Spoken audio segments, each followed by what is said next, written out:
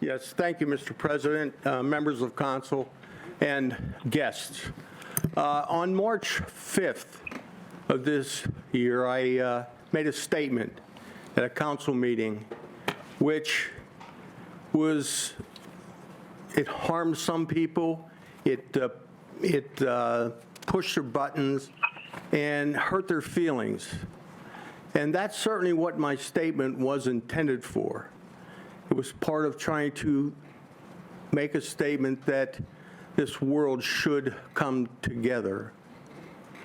Now, for any of those individuals that I harmed, I'm truly sorry.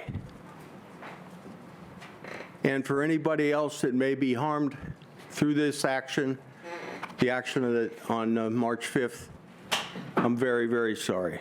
Thank you. Thank you. We'll now have proclamations and certificates. 13019-24. A proclamation declaring April 30th, 2024 to be National Therapy Animal Day in Allegheny County, sponsored by Councilmember Katina and all other members of council. Good evening. Ms. Hanson? Hi, welcome. Thank you. It's nice to have you with us. Thanks. I'm honored to read this proclamation on behalf of my colleagues. This is a proclamation declaring National Therapy Animal Day. Whereas there are thousands of pet partners, therapy animal teams serving in communities across the United States, and Pet Partners has designated April 30th as National Therapy Animal Day. And whereas Pet Partners therapy animal teams in Allegheny County play an essential role in improving human health and well-being through the human-animal bond. And whereas scientific research shows that interacting with therapy animals can reduce stress, relieve depression, slow heart rate, lower blood pressure, and strengthen the immune system. And whereas therapy animal teams interact with a variety of people in our community, including veterans, seniors, patients, students, and those approaching end of life. And whereas these exceptional therapy animals who partner with their human companions bring comfort, joy, and healing to all those in need. And whereas we encourage more pet owners to consider becoming pet partner volunteers to help our community by creating happier, healthier communities through greater access to safe and meaningful interactions with therapy dogs and other therapy animals. Now, therefore, be it resolved that we, Allegheny County Council, President Katina, and all members of council do hereby declare April 30th, 2024 to be National Therapy Animal Day in Allegheny County, and we encourage our citizens to celebrate our therapy animals and their human handlers. In witness whereof I have hereunto caused the seal of the County of Allegheny County to be affixed this 30th day of April. Thank you. Congratulations. Thank you so much for being here. Would you like to say a few words? Sure. I own and operate a small business that supports older adults, individuals with disability, and children with special needs, and I'm also a licensed counselor. And I'm an empty nester this year. My daughter attends Penn State, and I was saying when she was done with school that I was going to get a therapy dog and start training it to take it out to see some of our older adult clients and our clients with severe mental health. So I've been working on that, and I joined a few organizations, and they brought this to my attention. So I love Allegheny County. I always say that our county does a really good job of supporting our older adults and people with severe mental health, more so than some of the other counties around us. So I appreciate the sensitivity and the making Pet Therapy Day this month at the end of the month as well. Thank you all.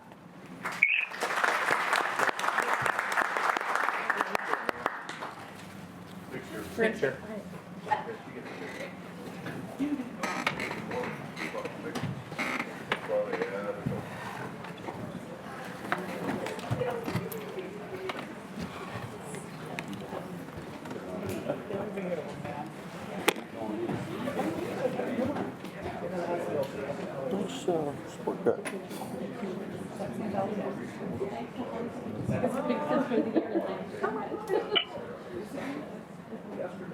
All right, everybody ready? Okay, ready? 1, 2, 3. Thank you. Thank you. Yes, thank you. Thank you all. Thank you. Take care.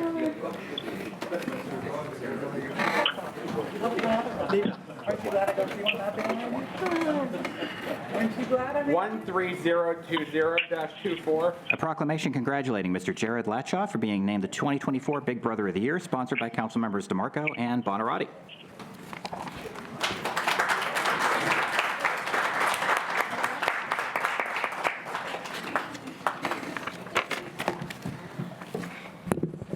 We're just missing Mr. Bake. He's here in spirit. How's it going? Thank you. Thank you, President Cantita. Today, we're here to recognize the tremendous effort that Mr. Latshaw has put in and invested his time over its last 6 years, correct? Last 6 years serving with the Big Brother, Big Sisters of Pennsylvania. Today, we're recognizing that Mr. Latshaw has been named the 2024 Big Brother of the Year, and that's not just for Pittsburgh, that's for the state of Pennsylvania. So congratulations.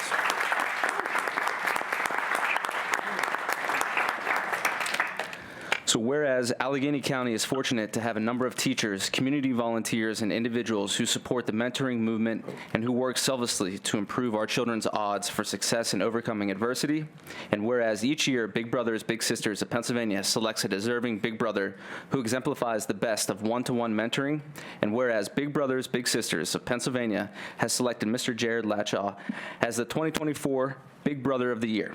And whereas 6 years ago, Jamari enrolled in the BBBS program as a fun, high-energy, enthusiastic boy, he had no male role model, leading to diminished social skills, not performing up to his capabilities, or even seeing his potential. His big brother, Mr. Latshaw, recognized the passion and potential in Jamari and made the commitment to do what was necessary to become a positive influence on his little brother so Jamari could reach great heights. And since being matched, Jamari has grown into a kind and respectful young man. His behavior is improving in school, and his grades have markedly improved. Jamari says, "If my mother didn't sign me up for BBBS, I would be doing a lot worse than I am now. I needed a male role model to put me on the right track and change my mindset. Mr. Latshaw took on this role, and I will always be grateful for that. He has helped me in so many ways."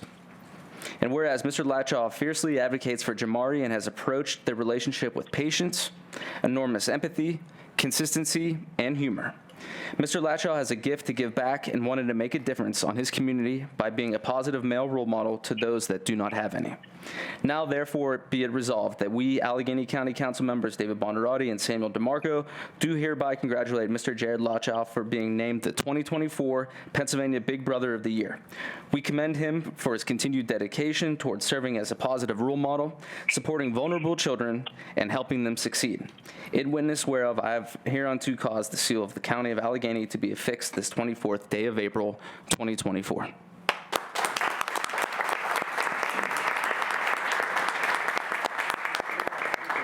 Would you like to say anything? Oh, sure. Thank you, guys. It means a lot. And yeah, growing up, I didn't have any younger siblings, and I always wanted a little brother to do things with. So that's one of the reasons why I signed up. And then, I see, unfortunately, there's a lot of young boys growing up that don't have any positive male role models, and I just want to make a difference. I think that's what the world needs right now. So, it's an honor to get recognized, and hopefully I'm making a difference. Thank you.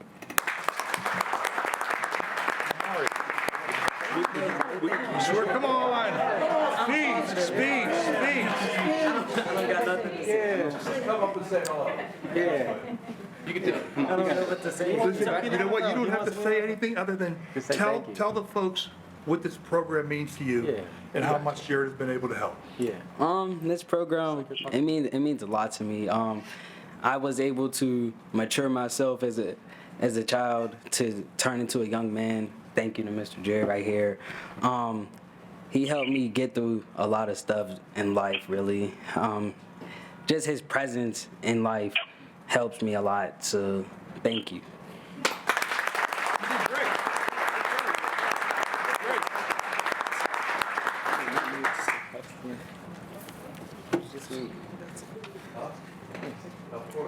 All right. Ready? The next one, 13021-24. Lindsay? That's a proclamation congratulating Ms. Lindsay You Littorini guys for want to being stand named the right there? Because 2024 afterwards, we'll get good pictures taken. Big Sister of the Year, sponsored by Councilmembers DeMarco and Fatulis. Wherever you want to be. Okay.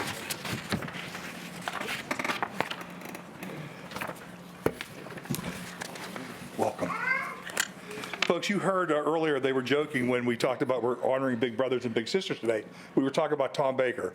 Tom Baker was a former councilman for District 1 for at least 8 years, okay, and was a community affairs officer with Big Brothers and Big Sisters.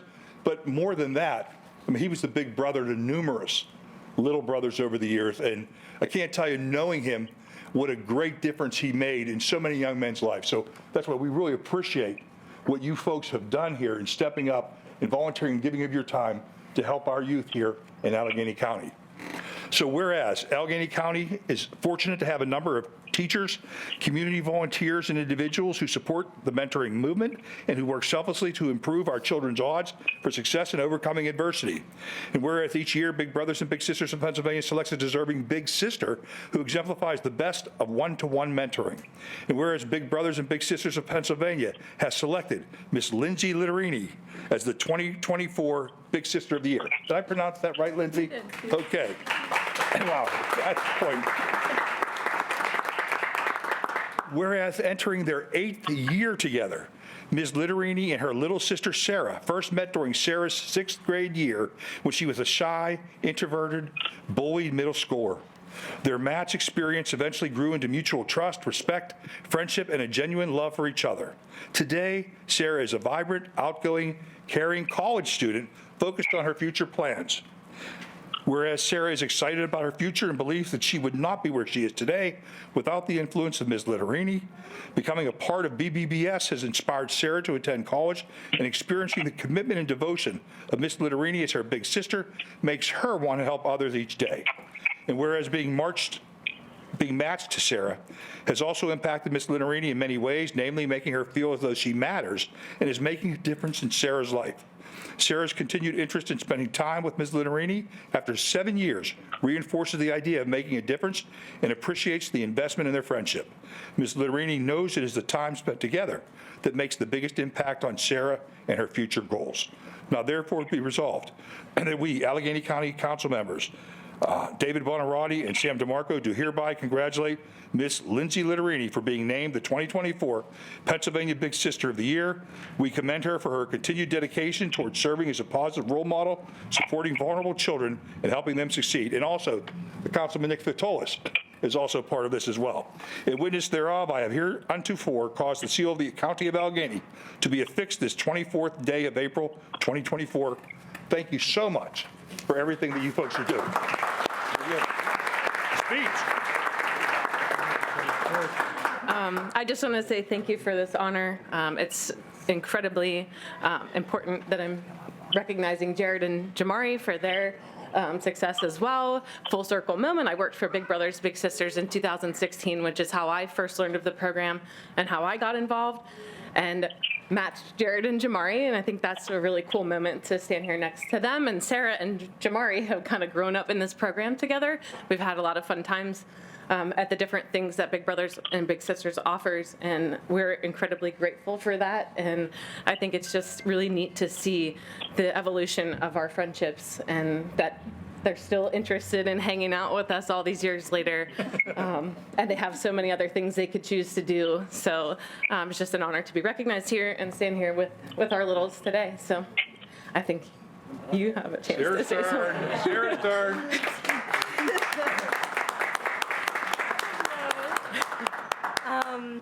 I really appreciate having Lindsay as my big sister for so many years. I wouldn't be going to college if it wasn't for her helping me through high school and middle school, and still helping me to this day. I just want to thank you for everything you've done for me, and yeah.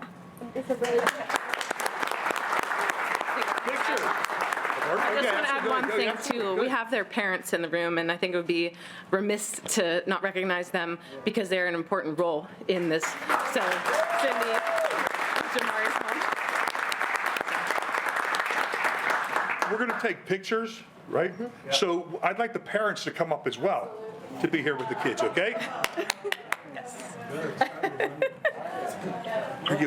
We have two of these, so we have one for, I guess, one for both of you, I guess. Okay.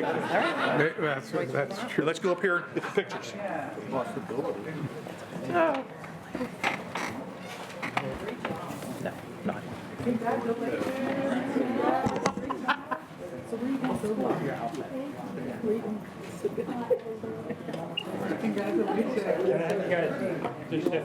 I want to make it so you can't see the bottom. Now behave, children. We did on wrestle. All right, everybody, ready? One time. Ready? All right, ready? 1, 2, 3. You get one more. 1, 2, 3. Gotcha. Thank you. Is someone photoshopping Baker in?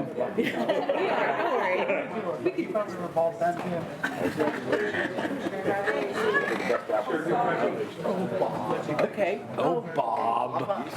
Be serious. Okay, you're right. 13022-24. A proclamation recognizing Women's Law Project upon the occasion of their 50th anniversary, sponsored by council members Katina, Bekowski, Hallam, Grisbeck, and Pritzio. President Kadena, may be added to that. Yeah. Anyone else want to be added? Yes, I would like. Anyone not want to be added? Let's go ahead and add everybody then. Add Nick to all of them. I would like to as well. Does anyone Does object to everybody want to being co-sponsor? on all of them? Yes. No. Put us all on all of them. All. On all of what? Ready? Okay. I am so excited to have Simone here to celebrate the Women's Law Project, and I'm going to read this proclamation and hope that you'll say a few words after. Okay. A proclamation recognizing Women's Law Project's 50th anniversary. Whereas, founded in 1974, Women's Law Project is a nonprofit public interest legal organization working to defend and advance the rights of women, girls, and LGBTQ+ people in Pennsylvania and beyond. And whereas Women's Law Project uses an intersectional analysis to prioritize work on behalf of people facing multiple forms of oppression based on race, gender, sex, ethnicity, class, disability, incarceration, pregnancy, and immigration status. And whereas having a focus centered on Pennsylvania sets Women's Law Project apart from other nonprofit legal organizations working on gender-related issues. Women's Law Project leverages impact litigation, policy advocacy, public education, and direct assistance and representation to dismantle discriminatory laws, policies, and practices, and eradicate institutional biases and unfair treatment based on sex or gender. And whereas Women's Law Project believes reproductive freedom is the keystone to their work, and they seek equitable opportunity in many arenas, including healthcare, education, athletics, employment, public benefits, insurance, and family law, and seek justice for survivors of gender-based violence. Now, therefore, be it resolved that we, Allegheny County Council members, all of us, do hereby recognize Women's Law Project upon the occasion of their 50th anniversary and recognize their tireless efforts to leverage the power of the law to eliminate gender bias and discrimination. In witness whereof, I have hereunto caused the seal of the County of Allegheny to be affixed this 24th day of April 2024. Congratulations.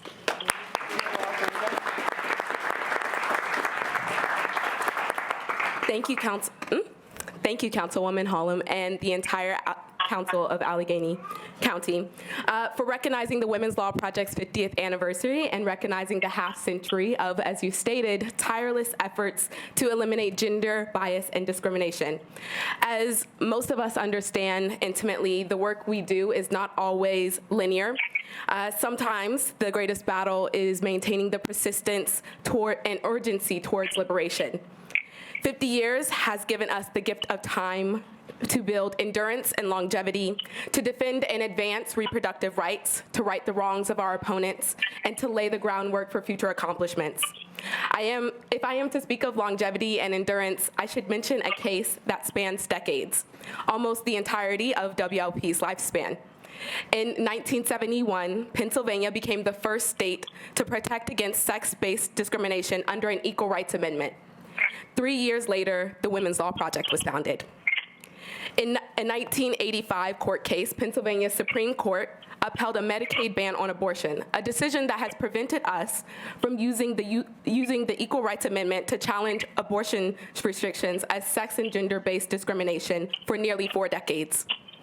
In 2019, WLP filed to overturn the Medicaid ban, and in 2024, we won.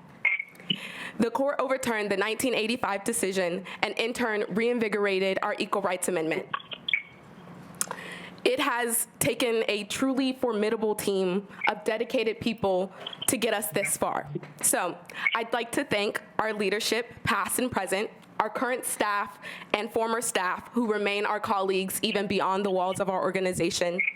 Thank you to the volunteer attorneys, undergrad interns, law students, and legal fellows who have helped us along the way. And thank you to our clients who have trusted us with your stories. You all have endured alongside us as colleagues, friends, and supporters. It is you who have propelled us forward for 5 decades so that we may celebrate a 50th anniversary and hopefully many more. Thank you.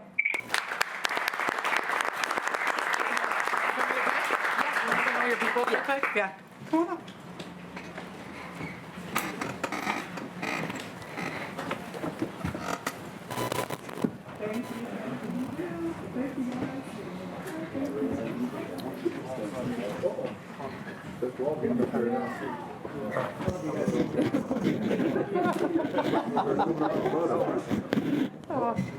All right, everybody. Ready? Okay, ready? 1, 2, 3. Gotcha.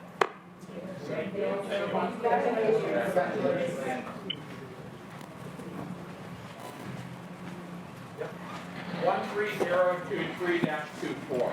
A proclamation recognizing Boom Concepts upon the occasion of their 10th anniversary, sponsored by Councilmember Hallam and all other members.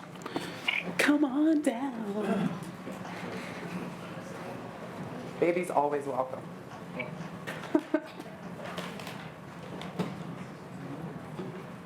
Ian's ready? Yeah? Okay. So, speaking of anniversaries, Boom Concepts has a big one this year. We're here celebrating their 10th anniversary. I'm a big fan of the work that Ian's do, especially your tireless advocacy for keeping money for local artists and for supporting our local artists. That means so much to me and a lot of people I really care about, so I just wanted to personally thank you all for everything you do. But all of council wants to celebrate you as well, so I will get into the proclamation. This is a proclamation recognizing the 10th anniversary of Boom Concepts. Whereas Boom Concepts is a creative hub dedicated to the advancement of Black, brown, queer, and femme artists. Boom Concepts is located in Pittsburgh's Garfield neighborhood, and since its founding has curated more than 50 exhibitions on site, paid out over $216,000 in artist fees, and produced over 200 events across the country. And whereas established in 2014 by D.S. Kinsel and J. Thomas Agnew with the support of Rick Schwartz of the Bloomfield Garfield Corporation and a collaboration effort with Rob Stephanie of the Heinz Endowment and Justin Lang of Hilombo, Boom Concepts is dedicated to the development of underrepresented artists and creative entrepreneurs. And whereas their vision centers on creating spaces for Black, brown, queer, and femme individuals, fostering open and rigorous dialogue that evolves into dynamic learning exchanges across communities, laying the foundation for more just actions. And whereas Boom Concepts offers artist studios across Pennsylvania's neighborhoods, spaces, and resources catered to each artist's creative and professional goals, and hosts events such as film screenings, community meetings, music performances, dance parties, and fundraisers. And whereas Boom Concepts serve as a space for field building, knowledge sharing, mentorship, and storytelling. In its 10th year, Boom Concepts continues to work with creatives to find innovative strategies around entrepreneurship and artistic practice. Now, therefore, be it resolved that all of council do hereby recognize Boom Concepts upon the occasion of their 10th anniversary and recognize their dedication to the development of artists and creative entrepreneurs representing marginalized voices. In witness whereof, I have hereunto caused the seal of the County of Allegheny to be affixed this 24th day of April, 2024. Congratulations.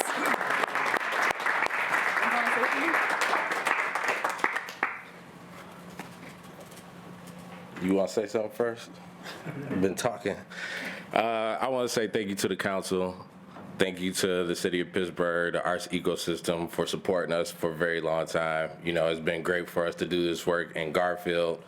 We have here with us Jules Malice and Devon Rogers, my partner here, D.S. Kinzel.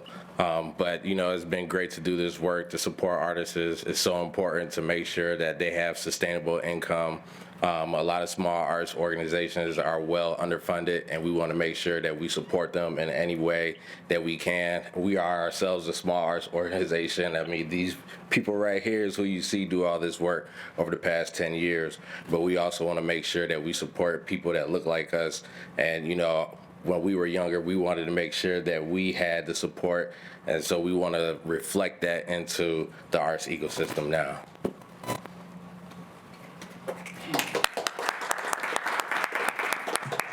Hey, I'm D.S. Kinzel. I just want to say thank you to Councilwoman Hallam and to the entire county council. This is really important. My family has been in this region for over 100 years, so I thought it would be cool to bring my son down here. You know, over the past 10 years and much longer, Thomas and I have been supporting artists and creative entrepreneurs, and we really believe arts and culture are not only a way of translation, but a way to support the local economy here in this region. So just thank you. We have a lot of good things happening this year, and please not let this be your only time knowing about Boom Concepts.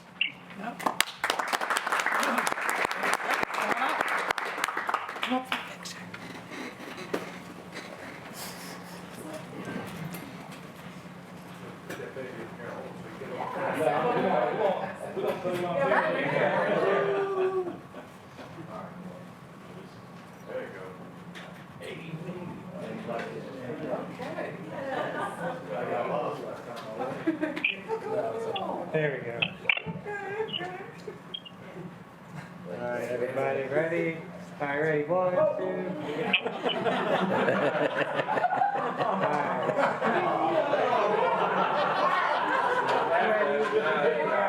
Ready? 1, 2, 3.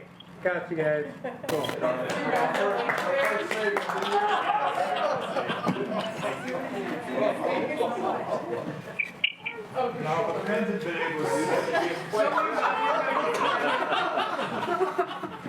Now he's smiling.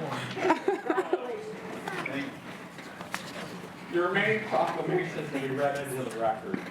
13024. Mr. President, Jared, could you please add me as a sponsor to the last proclamation here on Autism Acceptance Month, if Mr. Grisbeck is okay with that?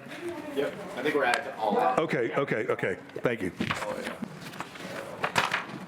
13024-24 is a proclamation declaring April 28, 2024 to be Workers' Memorial Day in Allegheny County, sponsored by Councilmember Paul Messina and all other members of council.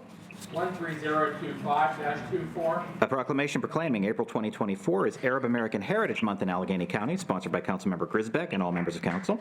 13026-24. A proclamation proclaiming April 2024 is Autism Acceptance Month in Allegheny County, sponsored by Councilmember Grisbeck and all members of council. Thank you. We'll now have public comment on agenda items. We have a number. First up are Jean Corey, Eliana Sharbaji, Ali Assad, Khadija Daluli, and Aya Sazuni.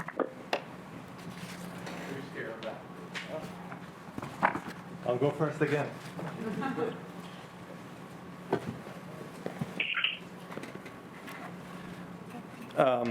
Council members, State your name for the record, I'm sorry. before I do that, is it illegal to not mention my real address?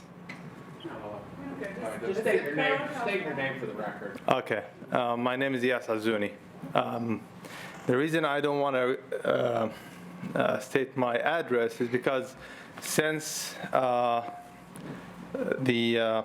month and some ago, Mr. Macy made some Islamophobic comments, and since then, I've been a target of a defamation campaign. Another person from the community had Child Protective Services called at him, so that, and they didn't find anything, of course, but it is a risk that Muslims are taking right now in the climate that Mr. Macy created. And in addition to that, last week, the mosques in Allegheny County and Monroeville and Pittsburgh, North Hills, they've been all receiving threatening letters. And I'm shocked that instead of fostering unity in our community, that we are even considering Mr. Macy for a position such as the Southern Pennsylvania Commission. I think everybody has prejudices, and I don't think Mr. Macy is inherently a bad person. I think that the prejudices that he has have come outside without being thought through. But that begs the question, are these prejudices going to come up when monetary incentives are distributed? Are we going to see something like Muslim neighborhoods not getting the same attention as non-Muslim neighborhoods?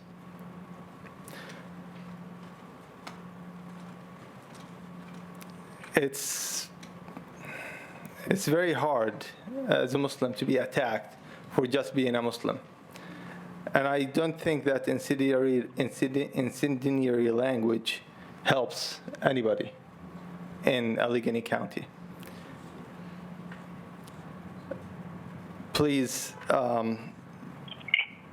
refuse the appointment of Mr. Macy. Thank you.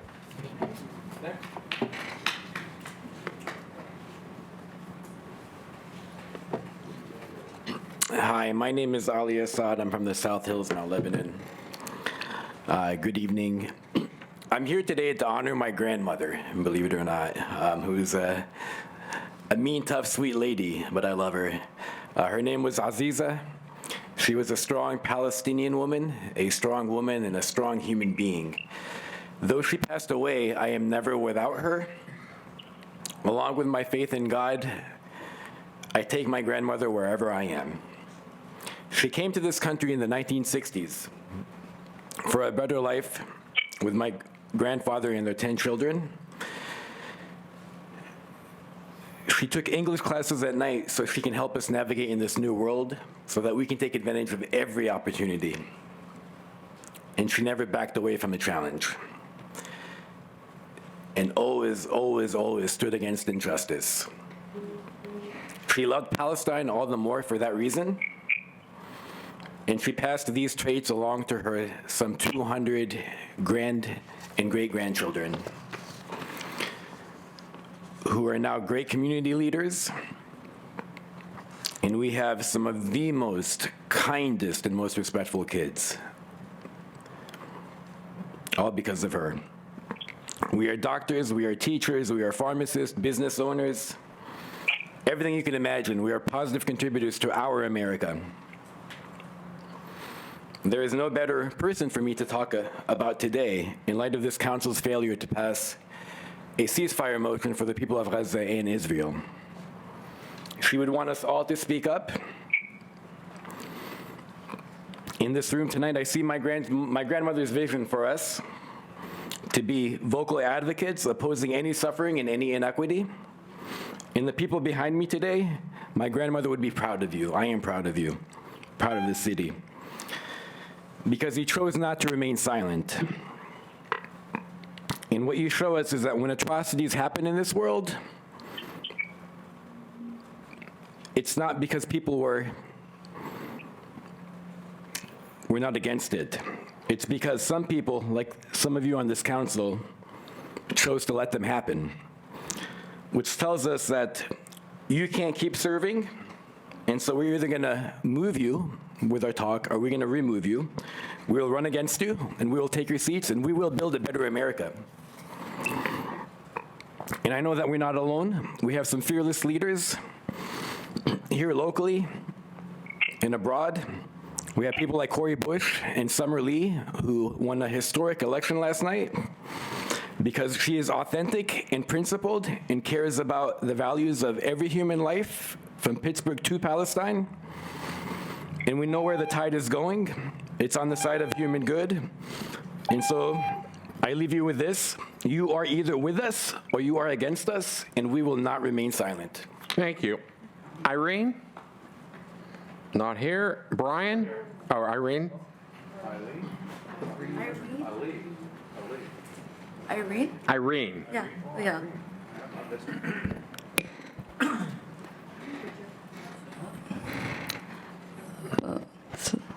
Over 200 people signed the petition that we created to stop Bob Macy from being appointed. And today, some people here have and will give many reasons as to why Macy is unfit to be on the SPC. It could either be because he's anti-trans, pro-fracking, and the racism and suspicion towards immigrants. But ultimately, I think it boils down really to the fact that his views are not really progressive and extremely outdated.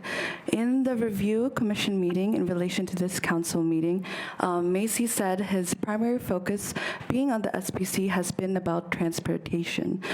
This is a big problem because in this county, racism has always been a part of the transportation system here. The country's this county's health department literally quotes, "They identified the interrelated issues of food deserts and transportation. It's two of the most important areas for addressing the human rights to adequate nutrition for the region's residents." So, you know, a lot of people might think that we're like snowflakes getting angry at him for saying those racist comments, but the people who are being affected by transportation issues, which are causing these food deserts, are marginalized communities like POC, immigrants, and indigenous people. And honestly, I didn't even write this, but if you were to ask my parents as well why they came here, it's not because of some hidden agenda. The agenda is clear: to give me a better life. And I've been living here for over 15, 18 years. I went to college here. I try to be involved with the community here. And I think I've also volunteered also with the houses population and communities where you can see clearly that they're not getting the transportation funds they need. They're getting gentrified, and rich people and, sorry to say that, but white people are getting special treatment, and having someone who has that power, because I'm just a normal citizen, of course I'm going to be angry about that. So yeah, that's why I think that him being on the SPC and continuing that would set us back, because his static and racist views will deter the progress of Allegheny County's diverse community. Thank you. Brian?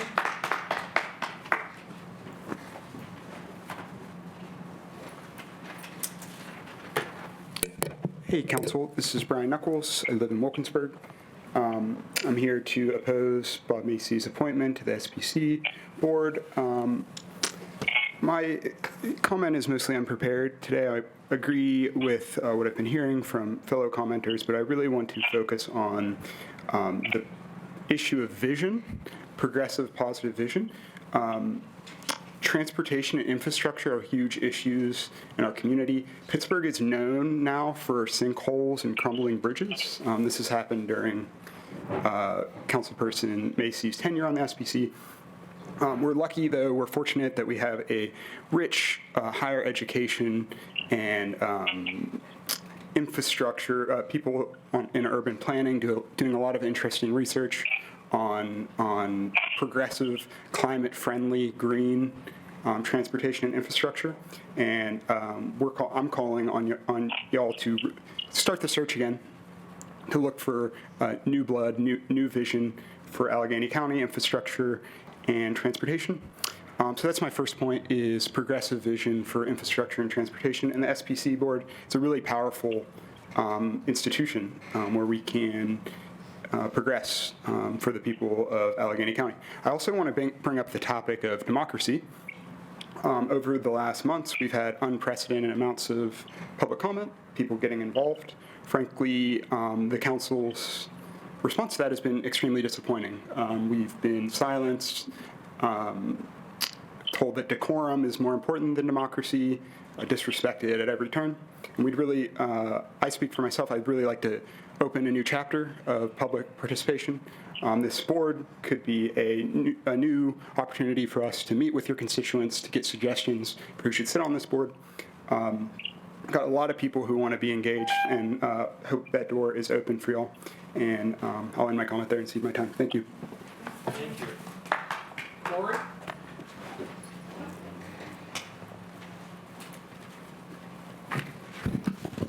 Hello, Council. My name is Corey Roma. I'm a resident of Crafton Borough, and I rise today to speak in opposition to the appointment of Bob Macy to the SPC. I and many others present here were in attendance at the March 5th meeting where Mr. Macy espoused unprompted and deeply racist, xenophobic, and offensive remarks against our immigrant community, remarks for which I appreciate you apologizing, but you're only doing it because your nomination's on the ballot today. You've had a month and a half to say something, and just now you choose to say something. I'm sorry, but it's too little, too late. Instead of censuring and condemning him, we're here discussing reappointing him to one of the region's most powerful agencies. How could you possibly fathom rewarding someone who spoke such hateful rhetoric? Think of the message that you'd be sending to our immigrant neighbors by making such a move, or to the immigrants who are considering making this county, a county which the Center for Immigration Studies has designated a sanctuary county, their permanent home. By confirming this nomination, you will be effectively co-signing Mr. Macy's racist behavior and sending the message that hate towards immigrants, hate towards the immigrant community that built this region and nation doesn't get called out but promoted.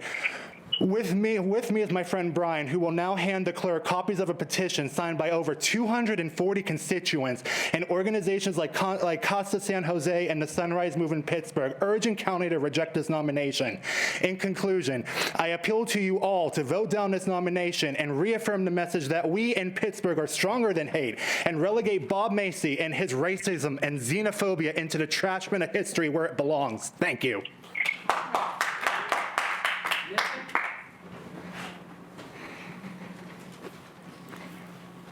Hi, everyone. My name is Nithin Raghunathan. I'm from District 13, downtown Pittsburgh. I'm here to oppose Bob Macy's reappointment to the SPC. As has been brought up, he made some racist comments back on March 5th, saying that immigrants come here potentially with the right papers and may have come here legally, but may have a hidden agenda.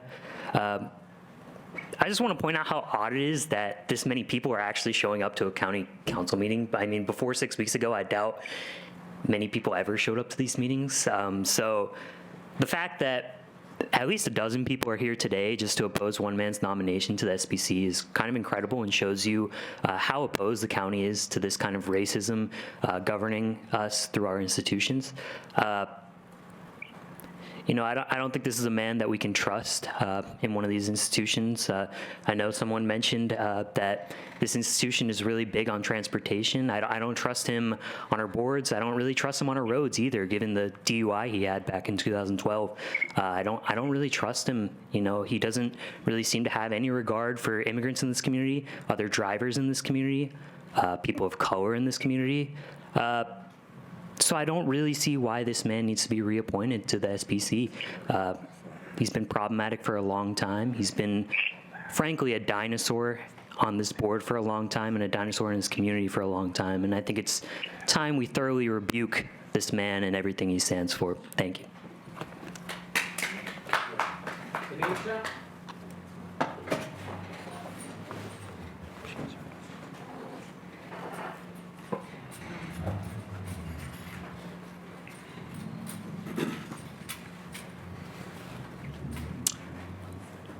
I am Josh Thieler from the North Hills. I'm speaking on behalf of Tanisha. Dental surgery. She's not working. Members of council, I'm here today to strongly oppose the appointment of unapologetic bigot Bob Macy to the SPC board. I'm not a conspiracy theorist, but I believe that some council members may be here with hidden agendas. In the case of Bob Macy, that agenda is to codify their xenophobic and racist beliefs into county policies that affect the lives of our residents. A late apology right before a vote is not an apology. An apology is changed behavior, and your decision to wait until you had something to lose is proof that you have not changed your behavior. I'm sorry you were offended is not taking responsibility. The correct words are, I'm sorry I said something deeply ignorant and offensive. Do better. During the appointment hearing, 4 members of council voted against negatively recommending Bob Macy, voicing their support for their councilman. Sam DeMarco, who spent his week targeting a black nonprofit due to his inability to differentiate a C3 and a C4, Suzanne Filiaggi, and John Palmieri. And lastly, Bob Macy, who voted to protect himself. While these votes are shameful, they are unsurprising. I come to you today as a black woman who understands that comments like Bob Macy's are not just racist dog whistles, they are blaring calls to action. When a council member feels comfortable enough to express these beliefs in a public setting, they are comfortable enough to act on them. We have seen this before when it comes to votes on housing, minimum wage, and of course, the ceasefire resolution. This behavior is not out of character for Bob Macy. He's on record making transphobic comments claiming that protecting trans kids would lead to Kris Jenner being able to compete against women. Kris is already a woman, but sure.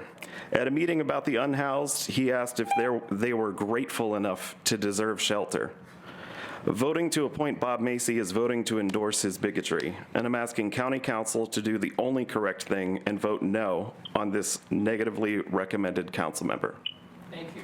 Thanks. Not here. Sam Schmidt. Not here.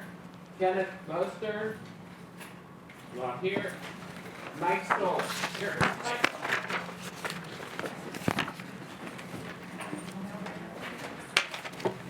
Hello, everyone. I haven't been here in a while. As you know, I've been a little busy with the appeals, but my name is Mike Sully. I live in the South Hills, Scott Township, and I think there's an important vote tonight regarding a word that is not music to our ears, reassessment. Right? I was part of the oversight in 2001 and 2012 of the reassessments. And it's ugly. It's like a military operation, 600,000 properties. We have to go out and look at every property before we even decide what the values are. So I'm here, there are 2 issues. One, that hopefully you'll vote yes on tonight is what you will do hiring the chief assessor. At the present time, the county executive has the say-so, and that's the way it's been for 24 years. And what I'm saying is, we had an election last night, and you were elected to be active and not to be participants in this process. There's a lawsuit going on. There's a movement to have a reassessment, and I consider that aspirational at this point, but the judge will come down. What it really comes down to, and I've been in court 27 years on these reassessment issues, you have the judge, and it's almost like going into receivership when a judge takes over the assessment office. And then the judge doesn't want to talk to you, doesn't want to talk to the county executive, the lawyers. The judge only wants to talk to the chief assessor. And your vote tonight, you're saying we want to be part of this process. I have in my notes, as you know, I don't read a lot from notes, but I have had the pleasure of working with, in one capacity or another, all 7 chief assessors: George Donatello, Sue Case, Deb Bunn, Ed Schoenberger, Wes Graham Dehannon, and Lou Fabian. And I'm just going to end it with, I hope the vote is yes tonight. Just make sure that the next chief assessor for Allegheny County has the professional credentials and has a few countywide reassessments in her belt. You never know what might happen next. Please vote yes on the chief assessor bill. Thank you. Thank you. Rachel Reed. Nathaniel Kelly. John Silvestri. Deron Gillian.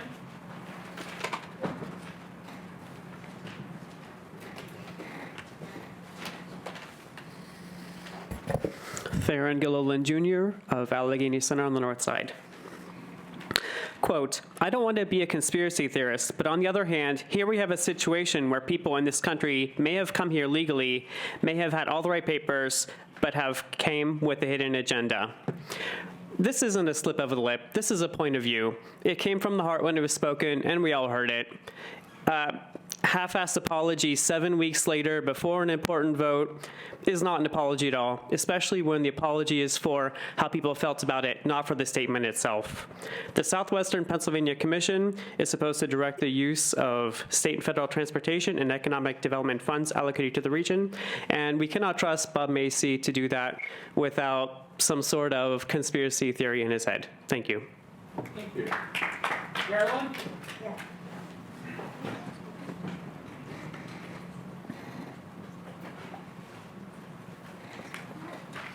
Hi, I'm Carolyn Savickas. When I retired 12 years ago as a financial advisor from Morgan Stanley, there were a few things I wanted to do. I wanted to volunteer at Phipps Conservatory, which I do. I wanted to join the South Park Garden Club, again, which I did.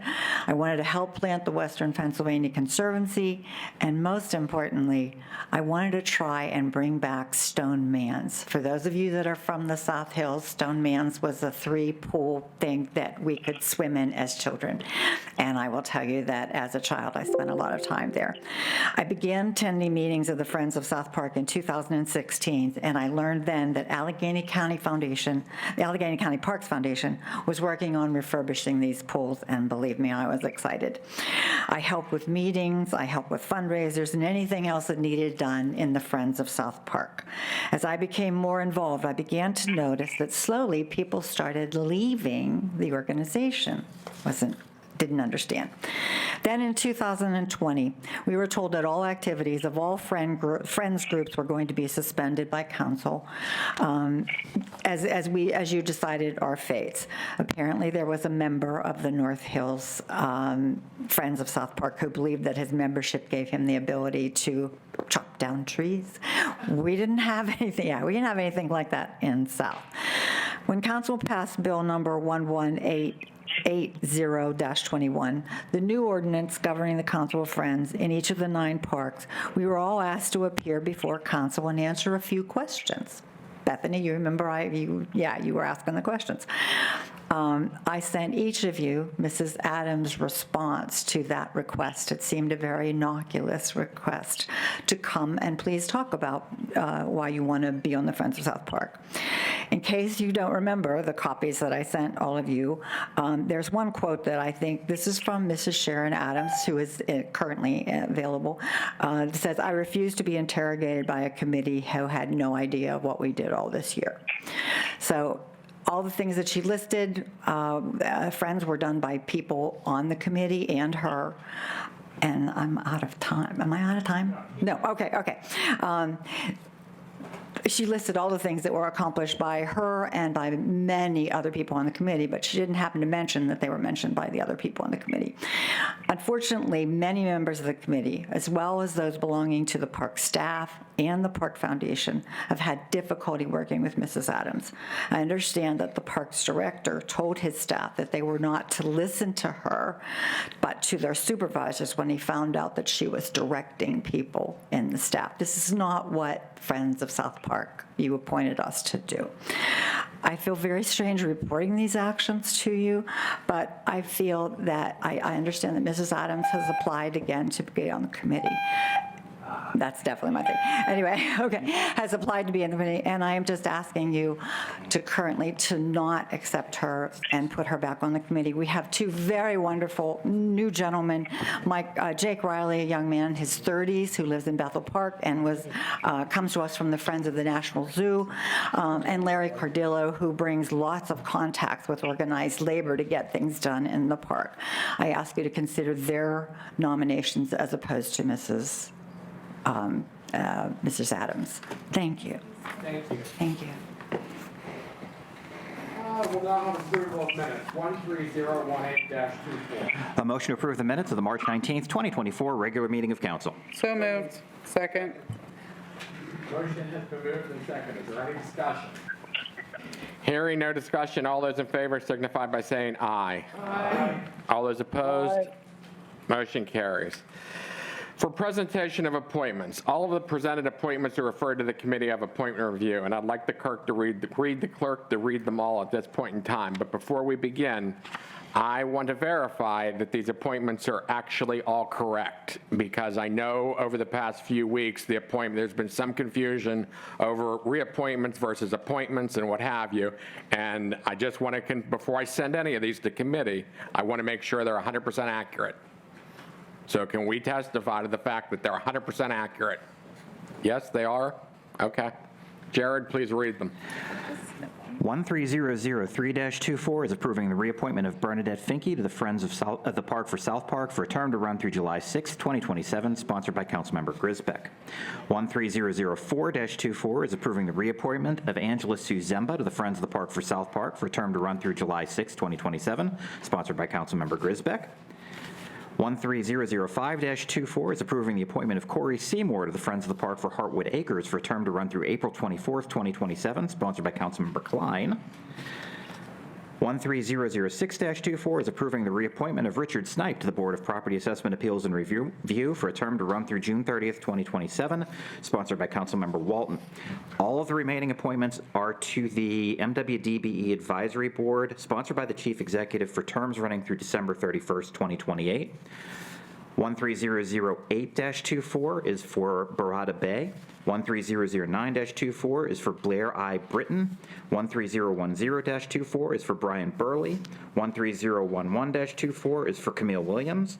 13012-24 is for Guillermo Vasquez. 13013-24 is for Kanak Iyer. 13014-24 is for Melanie Marie Boyer. 13015-24 is for Roxanne Sewell. 13016-24 is for Tim Stevens. And finally, 13017-24 is for Victoria Snyder. Thank you. We'll now have unfinished business. Committee on Appointment Review for the second reading, 12957-24. Approving the appointment of Sharon Adams to the Friends of the Park South Park for a term to be effective through March 19th, 2027, sponsored by Councilmember Palmieri. Councilmember Nakaradi Chapkus. Yes, President Katina, I just wanted to note that all of these on the agenda this evening went before the Committee on Appointment Review on April the 17th, 2024. This one was affirmatively recommended for Ms. Adams to the Friends of the Parks, South Park. So is there a motion to approve? Make a motion to approve. Is there a second? Second. Motion has been made and seconded. Point of order, President Katina, I'd like to ask for a roll call vote on this one, please. Okay. Roll call vote, please, Jared. Excuse me, is there going to be any discussion? Oh, we can have discussion. I'm sorry. Yeah, we can have discussion. Of course, Councilman Bukowski. Go ahead. Actually, I was hoping that my colleague might have some information to share. Go ahead, Councilman Grisbeck. Sure. So, I mean, I think we heard the comments that, Mrs. Zavigas shared with us, and obviously I think those are a bit alarming, especially, someone choosing to direct county employees to take action certainly falls outside of the purview of the Friends of South Park. I also had several other members of the Friends of South Park who either were unable or just not comfortable coming in front of all council today, reach out to me individually and share relatively similar stories. Obviously, all of you received the email from Mrs. Zavigas for the reason of not applying for reappointment for Mrs. Adams. And for those of you who attended the meeting on appointment review, you may recall that I asked about the reason for not reapplying because I knew that Mrs. Adams had served on that board previously and was the chair. Those of you who were there know that the reason that we were given is not the reason that was shared in that email. So for the kind of improper relations with county employees, very terse relationships with her fellow board members, as well as kind of a lack of forthcoming in her answers for appointment. I would not have voted in favor of her like I did during that, and I will be voting against her appointment here. Thank you. Any other comment this evening? Hearing none, Jared, please take the roll call vote. On the motion to approve, Mr. Betkowski. No. Mr. Bonarati. No. Mr. DeMarco. No. Ms. Filiaggi. Mr. Fatulis. I'm going to vote yes. Mr. Grisbeck. No. Ms. Hallam. No. Mr. Klein. No. Mr. Macy. No. Ms. Nacarati Chapkus? No. Mr. Palmieri? Yes. Mr. Palmasina? No. Ms. Pritzio? No. Mr. Walton? No. President Katina? No. Ayes 2, noes 13, the motion fails. 12958-24. Approving the appointment of Daniel Connolly to the Allegheny County Airport Authority for a term effective through December 31st, 2029, sponsored by the Chief Executive. Thank you. Councilmember Nakaradi Chapkus. President Katina, as noted, the Committee on Appointment Review met on April the 17th, 2024, and affirmatively recommended Mr. Connolly. I'd like to make that motion. Second. Motion has been made and second. Any discussion? Hearing none, no discussion. Do we need a roll call on this, or is a voice vote fine? Looks like a voice vote's fine. All those in favor signify by saying aye. Aye. All those opposed? Motion carries. 12959-24. Approving the reappointment of Darren Kelly to the Allegheny County Sanitary Authority for a term effective through December 31st, 2029, sponsored by the Chief Executive. Councilmember Nakaradi Chapkus. President Katina, the committee met and affirmatively recommended Mr. Kelly to this position. I'd like to make that motion. Thank you. Is there a second? Second. Motion has been made and second. Any discussion? Hearing no discussion. Anyone object to a voice vote? Okay, voice vote. All those in favor signify by saying aye. Aye. Aye. All those opposed? Motion carries. 12960-24. Approving the reappointment of Paul Klein to the Allegheny County Sanitary Authority for a term effective through December 31st, 2029, sponsored by the Chief Executive. Thank you. Councilmember Nakaradi Chapkus. President Katina, the committee met and affirmatively recommended Councilmember Klein to this authority, and I'd like to make that motion. Second. Is there a second? Is there any discussion? Councilman Bukowski. Thank you, President Katina. Everyone here believes in representative government. It is one of the founding principles of our republic. And yet on this board, the suburban ratepayers are left without a voice. That is wrong. Many of you have heard me tell this story. When I was working, I would meet with folks on their first day to tell them that the most important thing they could do for me was to have the courage to tell me when I was wrong. This is a mistake. And we know that because the county executive has promised an Allegheny County for all. The executive would never intentionally exclude any group from being represented. So I ask all of my colleagues to look within themselves for the grace to allow the executive a second chance, a redo, if you will, an opportunity to correct what is so clearly a gross injustice. Thank you. Any other comment this evening? Hearing no other comment, does anyone object to well, actually, we're going to do a roll call vote on this one because I believe there's going to be an abstention. So, Jared, please take a roll call vote. On the motion to approve, Mr. Betkowski? No. Mr. Bonarotti? Yes. Mr. DeMarco? Yes. Ms. Filiaggi? Yes. Mr. Fatulis? Yes. Mr. Grisbeck? Yes. Ms. Hallam? Yes. Mr. Klein? I will be abstaining. Mr. Macy? Yes. Ms. Nakaradi Chapkus? Yes. Mr. Palmieri? Yes. Mr. Palmasina? Yes. Ms. Pritzio? Yes. Mr. Walton? Yes. President Katina? Yes. Ayes 13, noes 1 with 1 abstention. The motion passes. 12961-24. Approving the appointment of Diamante Walker to the Redevelopment Authority of Allegheny County for a term effective through April 9th, 2029, sponsored by the Chief Executive. Councilmember Nakaradi Chapkus. President Katina, the committee met and affirmatively recommended Ms. Walker to the Redevelopment Authority. I'd like to make that motion. Thank you. Is there a second? Second. Motion has been made. Second. Any discussion? Anyone object to a voice vote? All those in favor signify by saying aye. Aye. Aye. All those opposed?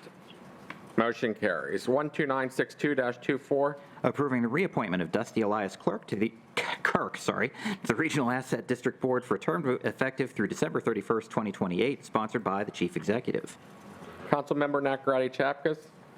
President Katina, the committee met and affirmatively recommended Mr. Kirk to the Regional Asset District Board, and I'd like to make that motion.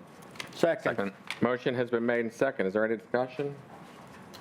Anyone object to a voice vote? Hearing none. All those in favor signify by saying aye. Aye. Aye. All those opposed? Motion carries. 12963-24. Approving the appointment of Monica Malik to the Regional Asset District Board for a term effective through December 31st, 2028, sponsored by the Chief Executive. Councilmember Nakaradi Chapkus. President Katina, the committee met and affirmatively recommended Ms. Malik to the Regional Asset Board. I'd like to make that motion. Second. Motion has been made and seconded. Is there any discussion? Anyone object to a voice vote? All those in favor signify by saying aye. Aye. Aye. Aye. All those opposed? Motion carries. 12964-24.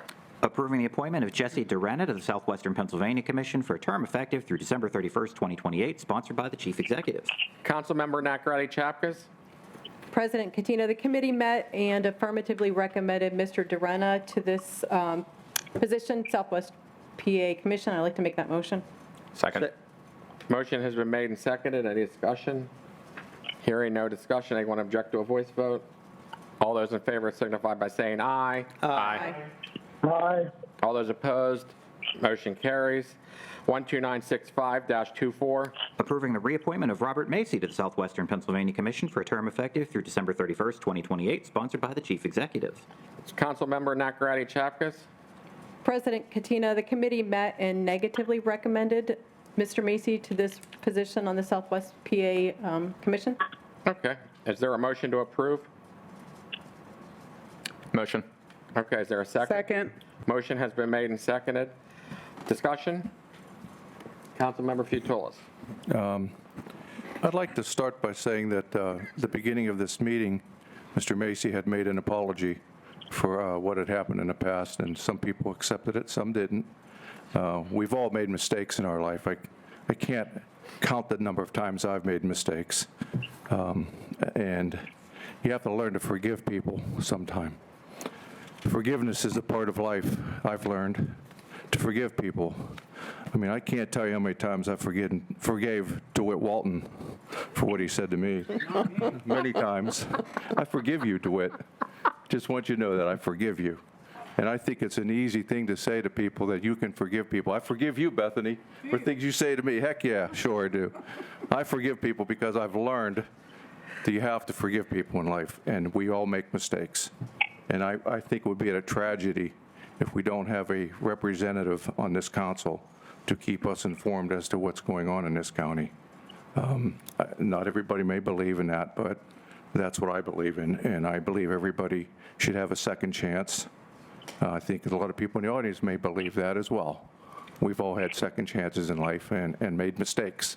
If anybody in this room is perfect, you just let me know, but because I know I'm not. Tanisha, she's perfect. Okay, well, thank you. Thank you. Next, anyone else? Councilman DeMarco? Thank you, Mr. President. You know, when I had the opportunity to review the transcripts that was sent from the minutes that had been captured by the reporter in here, I'm looking at this, and you had Mr. Macy made his comment, but right after he said hidden agenda, there was an outburst in the crowd. You, the president of council, attempted to bring things under control. You asked for folks to be respectful. Please be respectful. Mr. Macy tried to continue. And again, because of the outburst in the crowd, you again implored the folks that were here. You asked them, you said you didn't want to make them, you didn't want people to be forced out of the room. But if you carry on, I mean, you can't have it. Who here has not been making extemporaneous comments at some point, you know, here, and then when interrupted, you lose your train of thought, okay, or fail to be able to carry on with what it was you were trying to say. So we don't know what Mr. Macy was going to say next, because you didn't get the opportunity to do that. We heard from a number of public speakers here today, and some of the messages that I heard repeated were they didn't believe he was progressive enough. They talked about his lack of progressive ideology. I heard a number of people talk about transportation, and they don't understand what the Southwest Planning Commission does, because they don't have anything to do with the potholes out here or the roads, but they're planning major infrastructure projects throughout the 11-county region here in southwestern Pennsylvania, okay? I just think that we set a dangerous precedent when we sit here and vote against members of council who have served honorably, because of something they may have said. My colleague over here, and we worked together many times, on the Board of Elections, but she at times has said that we should riot. She would burn police cars. She called the president judge corrupt in front of her face. She called another sitting judge a prick. I'm not saying this to pick on Bethany. I'm saying we've all said things, okay? But we on this body, anytime you speak, and to the extent that we do, we run the risk of saying something that offends somebody. So I have had the opportunity to know Bob Macy it's the 9th year. When I was first elected in 2015, before the general election even took place, Bob Macy asked me to go for a ride with him around his district. He wanted to show me his district and, how it had suffered. So we went on like a 4.5-hour ride where we drove through McKeesport, Elizabeth Township, Forward, his entire district, where he showed me, why he fights so hard on behalf of the Mon Valley because of the suffering that's taken place there since so many companies and manufacturing facilities have left. So I know that the man has a good heart. I just voted for Councilman Klein for his position on the sanitary authority because I believe it's important that we stand up for the members of council, that we have representatives on this body. So folks, I will be voting for Councilman Macy, and I strongly urge that you folks do as well. Thank you. Thank you. Councilmember Grisbeck? I want to start off by saying I do appreciate Councilman Macy's apology at the beginning of the meeting. I will echo, though, some of the comments that we heard from other speakers, that I think the best time to apologize would have been immediately after making the comments. The second best time probably would have been the following meeting. Third best time, the meeting after that. I'm a bit reticent to fully, accepting the apology is, I'm not the one that was offended by it, but I think fully appreciating its sincerity when it's coming at a time when now Mr. Macy is eligible for appointment to a board that he would like to be on. To Councilman DeMarco's point, I'm a very progressive person. I don't really care if Councilman Macy is progressive or not. I do care that he extends the same respect and dignity to all members of council, whether they are immigrants or naturally born to the United States. I personally don't have to deal with people questioning, what my motives are whenever I take actions. And I can't imagine, being someone who is a member of a county who has a very, very low immigrant population and having their intentions being even further taken into question. So, for that reason, I don't think that we should be rewarding those actions with a board appointment. If anything, I think if you go on either end of the spectrum, a censure vote would have been more appropriate than a board appointment. And you mentioned Councilwoman Hallam's comments. I will point out that there was a censure vote attempted for those comments. We're not going down that path. We're not going to censure Mr. Macy, but I don't think a board appointment is appropriate, so I'll be voting no. Thank you. And Councilmember Hallam? Yeah, just a couple things. I also appreciated the attempt at an apology at the beginning of the meeting. But again, a lot of it focused around how other people reacted to what you said. And I didn't see any accountability whatsoever for the fact that those were your words that you said and your beliefs that you espoused. Going off of what my colleague said about the disruption in the meeting right after the comments, I think that President Katina actually potentially did a favor for Councilman Macy by stopping the conversation then before he dug himself into a deeper hole. We are not attempting to remove Councilmember Macy from council. We are not attempting to even censure Councilmember Macy, which, again, as my colleague so wisely pointed out, was attempted against me for not Islamophobic remarks, not transphobic remarks, not hateful remarks, but kind of like, noticing things that were happening about my remarks. I also think that the best apology is change behavior. And as a public commenter pointed out, there were multiple instances that Councilmember Macy has espoused hateful viewpoints, including the Caitlyn Jenner comment that I personally witnessed, including multiple misogynistic remarks, homophobic remarks, transphobic remarks. And again, there are 1.2 million people in this county. Why are we rewarding someone with such hateful views against people that not only he represents, but that we all represent too? Why are we rewarding that? And so I will very obviously be a no on this. I will not ever vote for Councilman Macy for anything in my life. Thank you. Thank you. Anyone else this evening? Councilmember Filiaggi. Thank you very much, President Katina. I've listened to a lot of the comments today, and at the meeting, the appointment review meeting, I'd like to address some of those things and give my take. One thing that was brought up by one of our council members is that we needed a fresh face, and suggested that because he himself was a senior citizen, that he is able to comment on the fact that perhaps we need a fresh face in that position, and it's not Bob Macy. But I suggest that we do have a fresh face, and that fresh face is the county executive, Sarah Innamorato. She is the freshest of faces, and she is the person who is actually putting Bob Macy up for this appointment. And it's in her opinion and her fresh face and perspective, and I believe she does have some progressive leaning views as well, that she is reappointing Mr. Macy to this spot. She understands how serious this is and how experience is important in this case. So I would say that is where our fresh face comes in. The second point I would like to make is the concept that a tolerance, mercy, and empathy. As a society, we ask and we are asked to be have a rehabilitative-minded position today instead of a punitive position. And I'm hearing a lot of punitive talk and language and punitive-minded feelings. And this doesn't match what some of the people in this group have asked us to do over the period of time. I have highly respect, Corey, I highly respect you. You and Mr. Macy have voted lockstep in the Nippon Steel issue. You also asked us to consider your friend and colleague, Manny, for the position of the Jail Oversight Board, and we listened.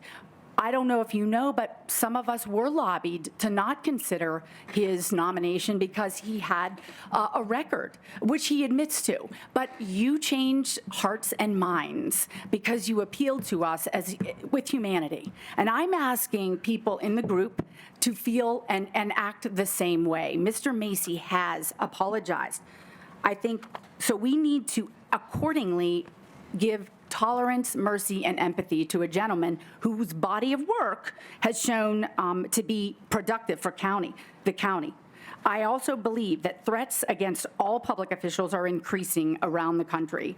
And when no one raises a finger to restrain the public pile-on, which it does feel like that's in this case because we didn't vote the way you wanted and Mr. Macy is an easy target, it leaves the impression that it can be open season on controversial officials and topics.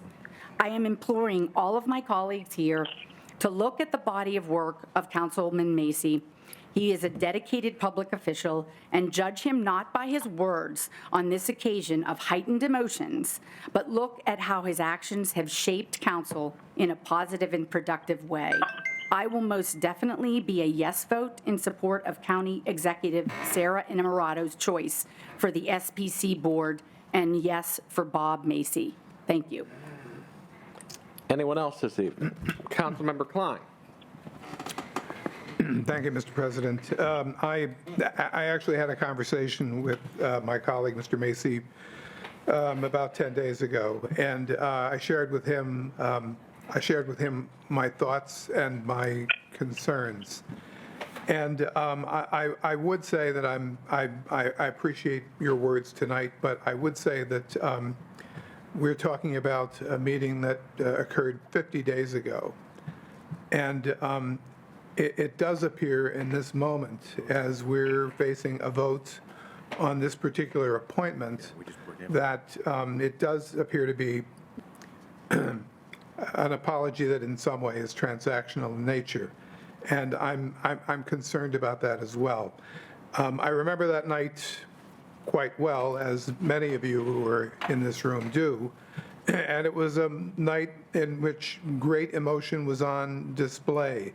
And so in that evening, those words, what was expressed that evening, were probably felt much more deeply than they might have been on another evening and in a different context.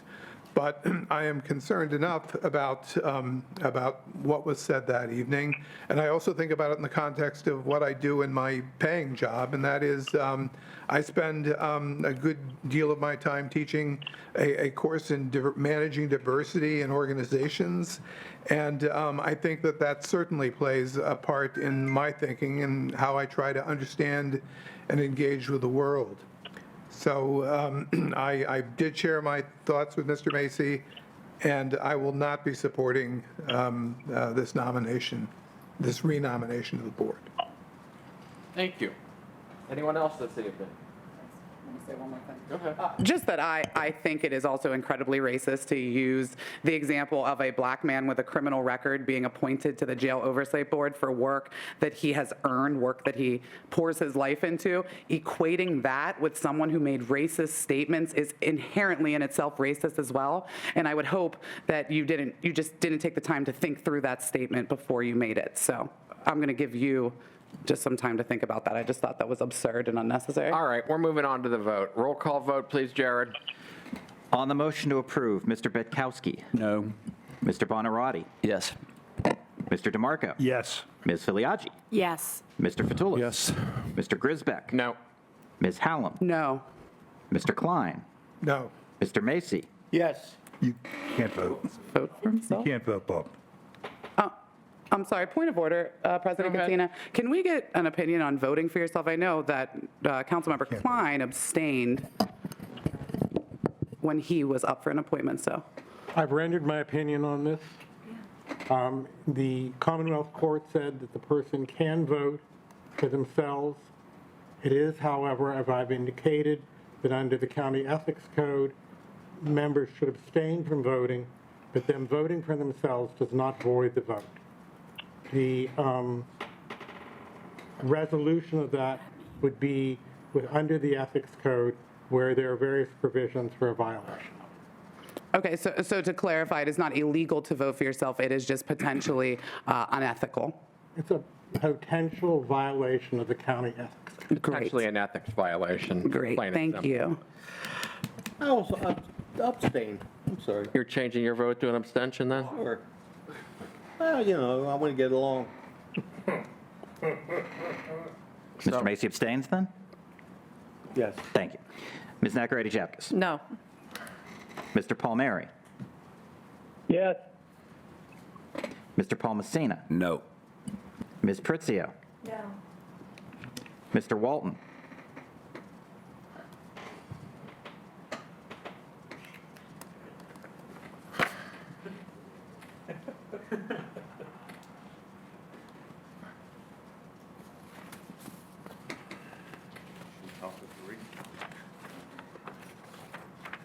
Nick, don't get me started. I've been nice for a couple weeks. I forgive you. No, I don't give a damn what you forgive me. Don't get me started. I abstain. President Katina. Just please give your, obviously, reason for abstention to the clerk within a week, please. I vote no. Ayes 5, noes 8, with 2 abstentions. The motion fails. 12967-24. Approving the appointment of Jamila Dukar to the Regional Asset District Board for a term effective through December 31st, 2028, sponsored by the Chief Executive. Ms. Nacarati Chapkus? President Katina, the Committee on Appointment Review met on April the 17th, 2024, affirmatively recommended Ms. Dukar to this appointment. I'd like to make that motion. Second. Motion has been made second. Any discussion? Hearing no discussion, does anyone object to a voice vote? All those in favor signify by saying aye. Aye. All those opposed, motion carries.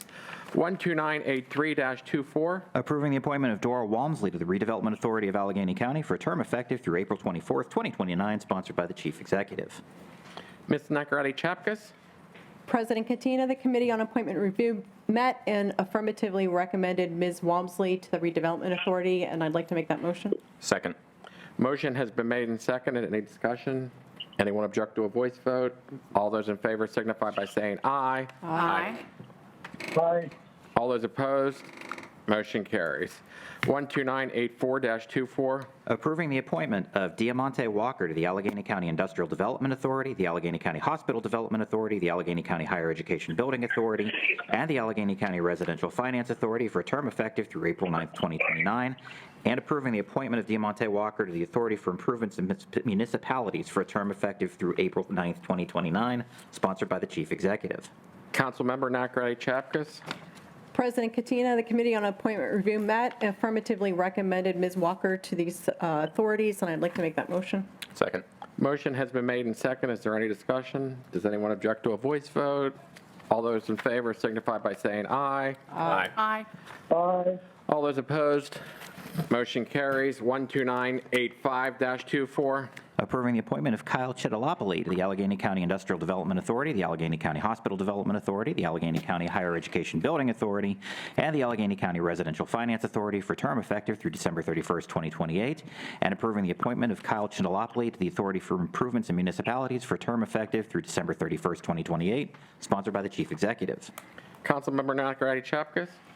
President Katina, the Committee on Appointment Review met, affirmatively recommended Mr. Chittilopoli to these authorities. I'd like to make that motion. Second. Motion has been made and seconded. Is there any discussion? Anyone object to a voice vote? All those in favor signify by saying aye. Aye.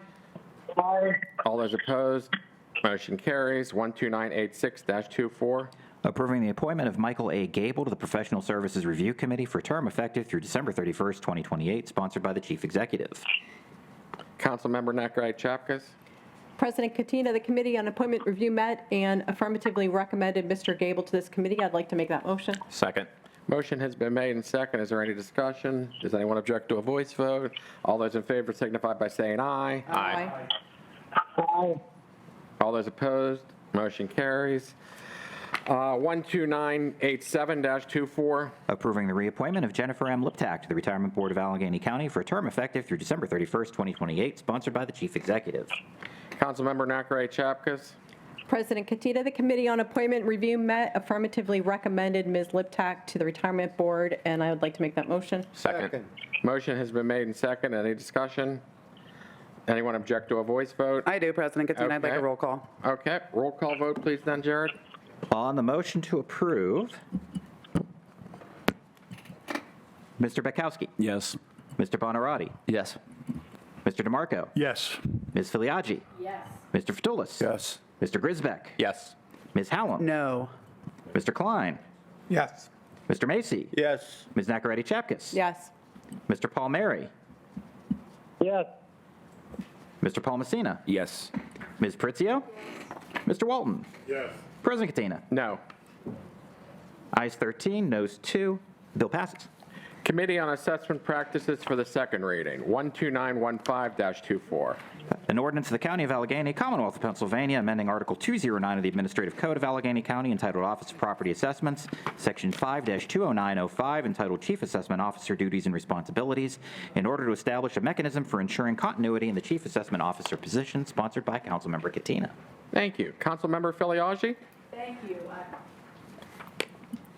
Thank you very much, President Katina and members of council. The Assessment Practices Committee met on April 18, 2024, to reintroduce Bill 12915-24. After quality discussion, the committee voted to move the bill to full council with a neutral recommendation. The record will reflect that this bill was previously referred to committee in February and affirmatively recommended to full council. For logistical reasons, not substantive, the bill was held and re-referred to committee. The bill that appears before us today is the same bill that was affirmatively recommended in February. We chose a neutral recommendation on April 18th to allow time in case someone wanted to introduce an amendment. No amendments have been introduced, and it is the opinion of this chair that none are necessary. Therefore, I make a motion to approve. Second. Second. Motion has been made and second. Is there any discussion? Hearing no discussion, roll call vote, please, Jared. On the motion to approve, Mr. Betkowski. Yes. Mr. Bonarotti. Yes. Mr. DeMarco. Yes. Ms. Filiaggi. Yes. Mr. Fatulis. Yes. Mr. Grisbeck. Yes. Ms. Hallam. Yes. Mr. Klein. Yes. Mr. Macy. Yes. Ms. Nacarati Chapkus. Yes. Mr. Palmieri. Yes. Mr. Palmasina. Yes. Ms. Pritzio. Yes. Mr. Walton. No. President Katina. Yes. Ayes 14, noes 1, the bill passes. Thank you, everyone, for passing this bill. I believe it's a good start forward. So thank you, Councilmember Filiaggi, for forwarding this through. So, Thank you, members of council. Committee on Budget and Finance for the second reading, 12999-24. A resolution of the County of Allegheny amending the grants and special accounts budget for 2024, submission number 02-24, sponsored by the Chief Executive. Councilmember Palmasina? Thank you, President Katina. The Budget and Finance Committee met on April 18th and affirmatively recommended this resolution. I move for approval. Second. Motion has been made and second. Any discussion? Hearing no discussion, roll call vote, please, Jared. On the motion to approve, Mr. Betkowski. Yes. Mr. Bonarotti. Yes. Mr. DeMarco. Yes. Ms. Filiaggi. Yes. Mr. Fatulis. Yes. Mr. Grisbeck. Yes. Ms. Hallam. Yes. Mr. Klein. Yes. Mr. Macy. Yes. Ms. Nacarati Chapkus. Yes. Mr. Palmieri. Yes. Mr. Palmasina. Yes. Ms. Pritzio. Yes. Mr. Walton. Yes. President Katina. Yes. Ayes 15, no 0, the bill passes. Liaison reports. Any liaison reports this evening? Councilmember DeMarco. Thank you very much, Mr. President. Yesterday in Allegheny County, we had a primary election, and the election staff did a phenomenal job, except for a minor glitch in McKees Rocks at the beginning of the day. Most of the rest of the day was pretty much uneventful. The mail-in and absentee ballots that had been submitted prior to yesterday had all been opened, extracted, and were in the process of being scanned by 1:30 p.m. Those workers were sent home. The turnout was exceptionally low. It only reached 32% on the Democrat side and just under 27% on the Republican side. We'd like to see more engagement from the folks that are out there. You know, mail-in and absentee ballots are an excellent opportunity for you to take and weigh in and have your voice heard, even if you choose not to go to the polls.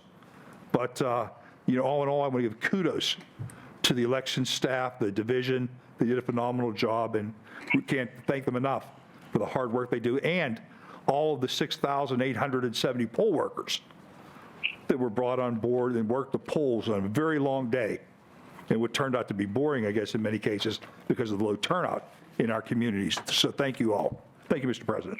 Thank you. Any other, Councilman Futulis? Yeah, I'd like to add to that, Sam and Bethany. There was, I would call another glitch that maybe nobody's recognized yet, but there was a deadline for asking for a mail-in ballot. My wife and my children actually applied early and got no response, and they found out that the last day that they could respond was, I believe, the 16th or 17th of April. The ballots didn't come to our house until Saturday, 2 days before the election.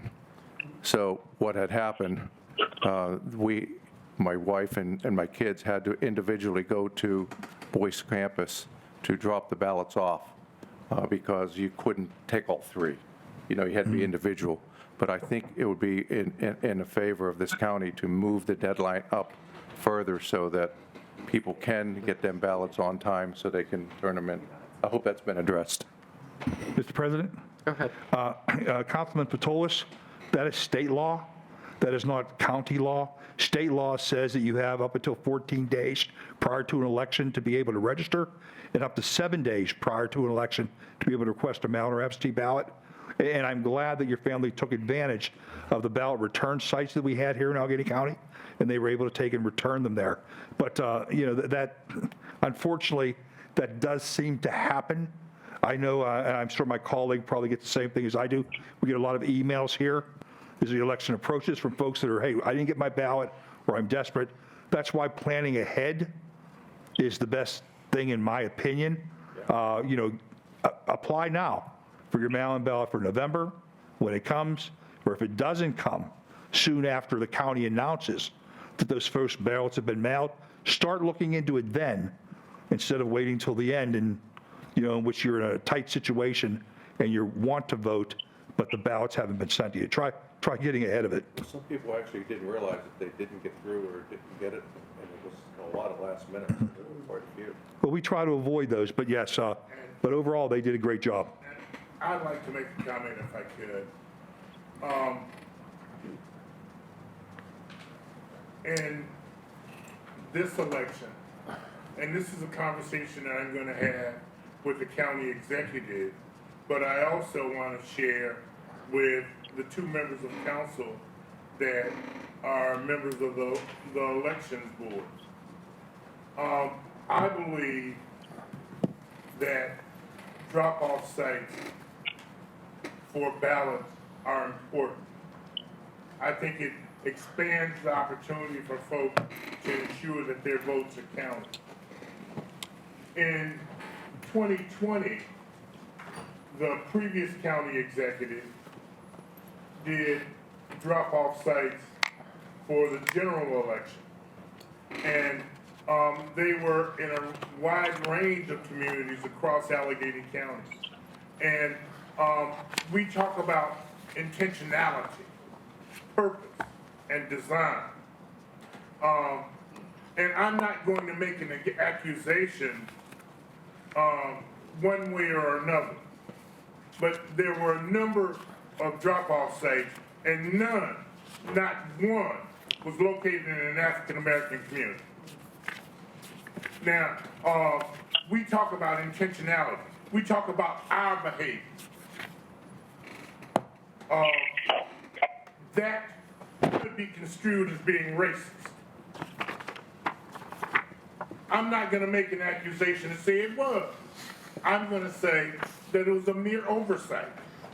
But there's an opportunity to fix it. And I'm going to have a conversation with the county executive and ask that she amends and make sure that that is done. And maybe we can do it as opposed to one day, maybe we can do it on multiple occasions. So there are a host of opportunities to ensure that certain things occur. So to you, Nick,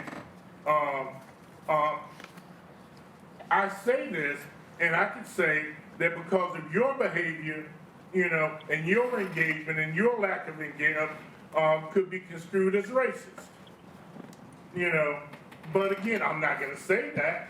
I'm going to say that we can fix things. Let's fix it. Mr. President? Councilmember DeMarco? I know that my colleague and I would be happy to sit down and talk to Mr. Walton, as we look towards the fall here on other things. I want to talk to my colleague because she calls folks pricks. She calls folks pricks. She's very intentional in her behavior. So, I don't have anything in common with her. Well, Councilman Walton, I'll be happy to talk to you, but I would say something. You mentioned that you would reach out to the county executive, and I think it's important. All these decisions that we're talking about need to be made by the entire Board of Elections. Yes. These aren't arbitrary decisions that are made by one person. So, but we'll look at this. And just one thing to know, this wasn't for one day. You had 6 locations that were operating in Allegheny County over 2 weekends, so total 4 days. So that's the access that people had. And on the other side, if you look at it from a return on investment standpoint, those six sites over both weekends, total 4 days, there was less than 2,800 mail-in ballots returned. And So, and that's interesting because in 2020, on those 3 single days, or wait, was it, the county manager may be able to correct me, but 4 years ago, was it 3 days or was it, it was Friday and, it was Saturday and Sunday. It was Saturday and Sunday, 3 days. these were Saturday and Sundays as well, sir. Yeah. If I remember right, the numbers total somewhere around 28,000. The difference was in 2020, we were in the midst of a pandemic, and folks we were afraid of long lines at the polls on election day. Mail-in ballots have been requested by many other folks. I guess what I'm pointing out here is just what our election folks did. Our elections division performed admirably with what we asked them to do. Things, were very well there. People can make a judgment on whether the 2,800 ballots collected, what were worth the cost. You had county employees as well as police officers at each of these locations. And we could talk about it for the fall, but I just wanted to give the people a report today based upon what took place yesterday. I don't think that, and I'm not speaking to anything negative about the activity. I think it's important to do, to expand in every way possible people's ability to cast ballots. My one concern, as I mentioned before, not one drop-off site was centered in an African-American community, and that's my only concern. But we had, the county office building was open in addition to all of these other sites, but, I'm certainly will take that under advisement. Thank you very much, Councilman Walton. Councilmember DeMarco, a quick question. Sure. Would you be able to find out, I'm just curious how much this cost us, and if we could find out how much any of this costs. I'm certain we will be asking here before our next BOE meeting. Okay. I was just curious. I'm always curious about the money, so. Yep. Thank you, Councilman DeMarco. Any other liaison reports? No other liaison reports. We'll move on to new business ordinances and resolutions. 13027-24. An ordinance of the County of Allegheny, Commonwealth of Pennsylvania, amending the Administrative Code of Allegheny County, Article 210, entitled Assessment Standards and Practices, in order to provide for periodic countywide reassessments as required by Commonwealth law, sponsored by Councilmember Hallam. Thank you. That's going to go to the Committee on Assessment Practices. New business motions, 13028-24. A motion of the Council of Allegheny County authorizing a public hearing pursuant to Section 801.05 of the Administrative Code on Wednesday, May 22nd, 2024 at 5 o'clock p.m. in the Gold Room of the Allegheny County Courthouse, sponsored by Councilmember Katina. The focus of this public hearing would we're obviously facing in court, or I should say the administration is facing in court, a possible reassessment that's being challenged or that's being proposed by the City of Pittsburgh Public Schools. My goal by having this public hearing is to gather information and be proactive to try to position this council to be informed about what the impending tsunami may be coming possibly down the pike through a court-ordered reassessment. I have serious concerns about making sure that we're as prepared as possible, because in prior years, the reassessment didn't go as smooth as it probably could have. And if it's coming before us, I want to make sure we're as prepared as possible. I'd like to invite experts in. I ask all of my fellow colleagues and council members to think of who you would like invited to this hearing so we can bring them in to receive expert testimony from these people on this possible pending reassessment, so we can get answers to any questions that we may have about anything going on, about any concerns that we have.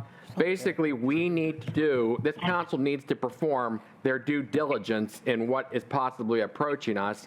And I'm not sure what the future holds, but I want us to be prepared as much as possible by doing this. So that's why I'm offering this motion tonight. And if anyone has any questions, I'd be happy to answer them. I just have a comment. I want to say after we, pass this and set this, anybody who is watching, anyone who is in the audience, if you want to come learn about reassessments, if you want to give comment about reassessments, please, I implore you to do that. We really do want to hear from you, and we want everybody to learn from the same information that we're learning from so that we're all on the same page about it. So I'm a hard yes on this. So are you making the second? Oh, yeah, second. Okay. But yeah, I'm a hard yes on this, and I hope that everyone else will come. And it's a really sexy topic, so please come on down on May 22nd and learn about reassessments. Thanks. Any other comment? Hearing none, Jared, please take a roll. Oh, sorry. Well, no, we might have to have so many people commit to having a public hearing. I think it's me and Susanna who committed. What's that? Three people Right, already, wasn't it us? 3 people already committed. I didn't know. I didn't in hear the that. Yes, it's in the actual motion. This is the abbreviated motion. All right. Just roll call? On the motion to approve, Mr. Betkowski. Yes. Mr. Bonarotti. Yes. Mr. DeMarco. Yes. Ms. Filiaggi. Yes. Mr. Fatulis. Yes. Mr. Grisbeck. Yes. Ms. Hallam. Yes. Mr. Klein. Yes. Mr. Macy. Yes. Ms. Nacarati Chapkus. Yes. Mr. Palmieri. Yes. Mr. Paul Messina. Yes. Ms. Pritzio. Yes. Mr. Walton. President Katina. Yes. Ayes 15, no zero. Motion passes. Thank you. Notification of contracts? We've none. None? Public comment on general items? We do have a few. The first is Regis Ryan. Not here. Next would be Alex Pagoreski. Not here. Anthony Moreno. Not here. Mohammed Hamad. He's here. Hi, Mohammed. You can come right up here. Apparently Beth has a problem. What's her name? And it's my generation. Okay. Hello, everyone. My name is Mohammed Hamad. I'm a United States service member. I'm in the United States Air Force, and I would like to start off by saying all the comments that I have are of my own opinion and not of the Air Force. We're kind of told to always say that when we're talking public. But I just wanted to bring up a topic about my friend. Unfortunately, he can't really be here, and I'll explain why. But I'd like to give light on what's kind of the stuff that's happening in Palestine and my brothers and sisters who are suffering over there, my Muslim brothers and sisters, and of course my Christian friends over there in Gaza. So I have a friend who is Palestinian American. He was born here in America, and he travels to Palestine all the time. And I always tell him, like, come on, it's a little dangerous, like, but he tells me, like, that's where his home is, you know, like, that's where his family lives. And I understand where he's coming from because all my family is in Lebanon. Only my immediate family is here, and it can get very lonely. So I know a lot of people here have family here, their whole family here, so please don't take it for granted. Family is very important. But I wanted to say that he plays soccer professionally for a college. I'm not going to name him because I don't want it to be all over, well, you know, people coming after him and stuff. But he plays professional soccer for a college. And one time when he went to Palestine, I told him, like, I kind of had a hunch he shouldn't go. And this was all before October 7th. I had a hunch he shouldn't go. He went anyways, and this is kind of when things were starting to heat up. He was shot in the leg by an Israeli military officer. He was shot with an M4A1. It's an American rifle with a .556 NATO round. These are rounds and dollars that are coming out of our taxpayer money to be causing this. He came from soccer practice. He was heading home. Israeli intelligence found out that he played soccer and shot him specifically in the leg so that he could not play here anymore. And this is kind of why we ask for a ceasefire. He's from the West Bank, which is, as you know, it's a separate landmass from Gaza. And so calling a ceasefire would really only help Gaza. The people who are still under military apartheid law, as we know, West Bank is under a military occupation where these people don't really have rights. You know, thankfully, I'm not gonna lie, I'm a big 2A Second Amendment supporter. I feel very safe here in America, knowing that if any burglar was to come in my home or to shoot me or try to kill me in my sleep or whatever, I can protect myself and defend my family. Over there, they don't have those rights because they're under military occupation. For example, there's a loophole in Israeli law that allows you to take a Palestinian's home. And there's a very viral video of a man from New York. His name is Jacob, who stole a Palestinian family's home, who's been living there for thousands and thousands of years. And when the family told him, "Don't steal my land. This is my house, Jacob," he said, "If I don't steal it, somebody else will." So this is what I'm saying. I'm asking for, if anything comes across your desk, please vote for ceasefire, and please, we cannot keep defending and giving our money to these people who are attacking our own citizens. If you could wrap it up. Thank you. Thank you. I appreciate it. Thank you. Motion to adjourn. All those in favor signify by saying aye. Aye. All those opposed, motion carries. Thank you, everyone.